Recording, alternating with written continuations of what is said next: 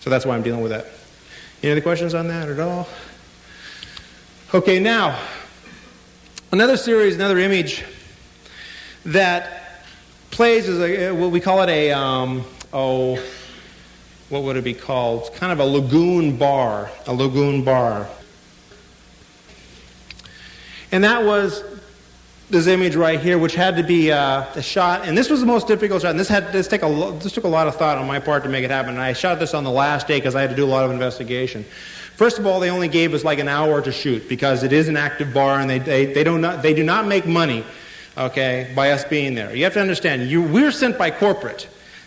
The hotel themselves do not open their hands to us, okay? I mean, they do not say, oh, thank God you're here, we've looked forward to it. Photo crew is nothing more than taking up rooms, taking up food, they don't even like us around, okay? But they'll put up with us. And they go, okay, you can shoot in this bar for about an hour. Oh, thank you. But anyway, so we had to think this whole thing, this situation out and create this kind of, it's an interesting mood attitude. It's in a bar. I'll first of all show you what I had in the way of available light. That's all I had, okay? That's all I had. Now, it's very important, though, that we note that around water, hotels do not like you to bring a lot of strobe power. It's just not a real big thing in their mind. So, it's like, you turn the strobe on, you hear this thing going when you're standing next to a pool, and the manager's going, so, just put out a lot of power or something? It's like, well, yeah, but just for a short brief of time. I mean, so it's real quick. And so they're not real. So what they gave us a rule that we could not go across the bridge with any AC power. Everything had to be dealt with battery. That's it.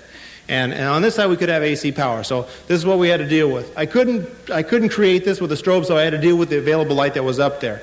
So what I did is I took a spot meter reading of this, and I got her to read a reading of it. It was an eighth of a second. I'm sorry, it was what was it? An eighth of a second? It was 8 seconds. I'm sorry, 8 seconds at f8. 8 seconds at f8.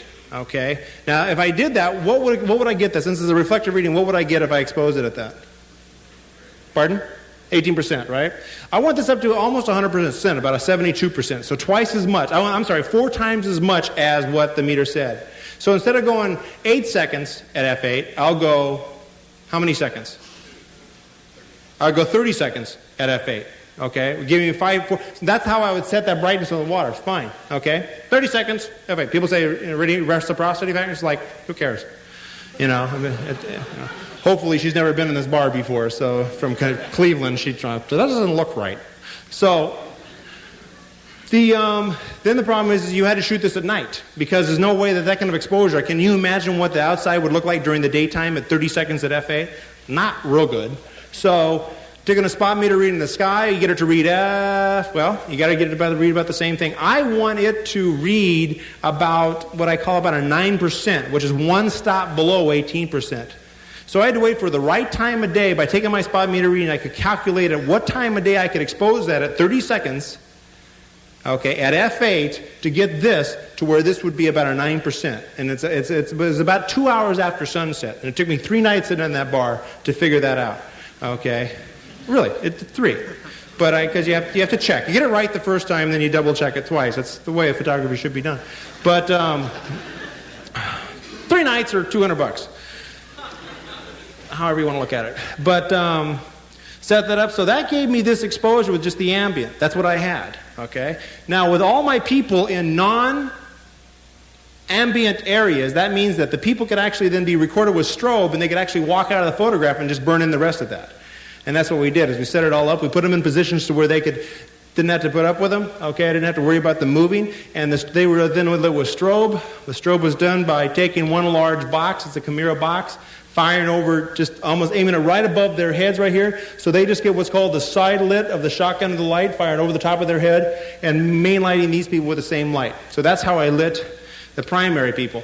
All the backlighting, I wanted to make it look like it was done by that tungsten light, so I put in a Roscoe number 26 bastard amber, which is a conversion gel from daylight to tungsten, wrapped it around the strobe heads, which were up top firing through the big open skylights in this cave.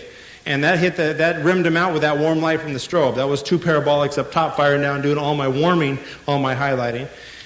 And then finally, the guy in the back was lit by, and the whole back area was lit by what I call a ninja assistant, which is an assistant which is wearing black socks, black pants, black sweater, black ski mask, okay, can actually walk through the photograph with a small strobe, Lumidyne, about a 200 watt second strobe with a very fast recycled turbo. They call it turbochargers where they recycle real fast. And in 30 seconds, he walked across the bridge and painted out the entire ceiling and all the areas and the guy there. And he just kept the strobe right in his chest to where I could never see it, and he kept his back to me. He just walked through it and then just completely painted out the entire area over that 30-second exposure. And that's how we put that image together. Any questions on that guy at all? You know, you get 4 shots and you're out of there, and you better have it because they don't let you come back. Yes? The silhouette and what of him? Yeah, it's a pretty good question. To stop the silhouette effect, what normally happens, I mean, yes, it's a great question, okay? It's like, what do you mean pretty good question? The guy's grading questions now.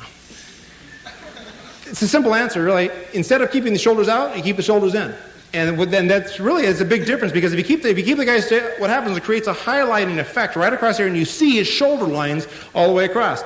If you keep the shoulders in and you realize it, just cup it in and keep the most of intensity on the person right in here and not let it creep over. Because I've done that. I've done the same technique. You look at the shot and you go, you see his shoulder blades all the way across. You know, I mean, it's just a real pain. So that's how we get away with it. And that's just things you do. You know, you do it once, twice, and you finally realize, you know, curve your shoulders in. Like they're walking around going, okay. You know, and they just know why. So you disappear. Oh, okay. And that's the way we do it. Any other question on this guy at all? Hotels they're just work. I mean, that's the biggest form of labor I believe there is in photography, photographing hotels. Excellent money because there's thousands of them around. They have to be, if you have a good basin with hotels, and with 5 or 6 actual suppliers, meaning like a Hyatt or a Marriott, there is a wonderful base of business there because they're constantly remodeling, constantly fixing them up, constantly painting them, and there's that rejuvenation of that. So it's a very good cycle business. I know quite a few photographers that keep you busy year-round. And it's not a seasonal business at all. It's a year-round business. So it's a wonderful business to be in. So I hope you go after it because I'm not.